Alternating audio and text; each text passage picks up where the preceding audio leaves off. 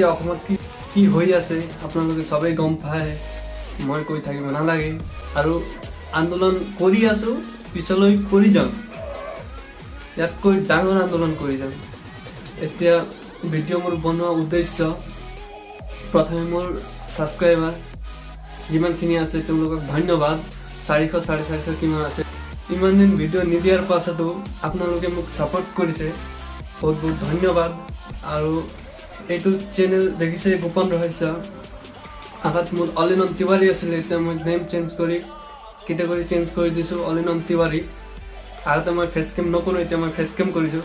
First video' হয় মোৰ, কিবা হ'লে এইটোতো গম পায় ফাৰ্ষ্ট ভিডিঅ'। ইয়াত এনেকুৱা ধৰণৰ ভিডিঅ'সমূহ পাব,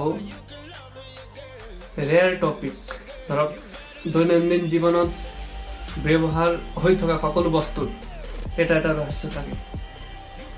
এতিয়া ৰহস্য বুলি কিন্তু কেনেকুৱা ৰহস্য, ধৰক এটা চেণ্ডেলত 3টা ফুটা থাকে, চিম্পল চেণ্ডেল। তো 3টা ফুটা কিয় আছে, কিয়ৰ কাৰণে, কিয়, ক'ত, কেনেকৈ, এইবিলাক কথা মই উলিয়াই আপোনালোকক মই জনাম। আৰু আপোনালোকৰ ছাপোৰ্ট লাগে, আপোনালোকৰ ছাপোৰ্টৰ অবিহনে মই একো নহয়, বিশেষ একো নহয়। আপোনালোকে চেনেলটো ছাবস্ক্ৰাইব কৰি থওক।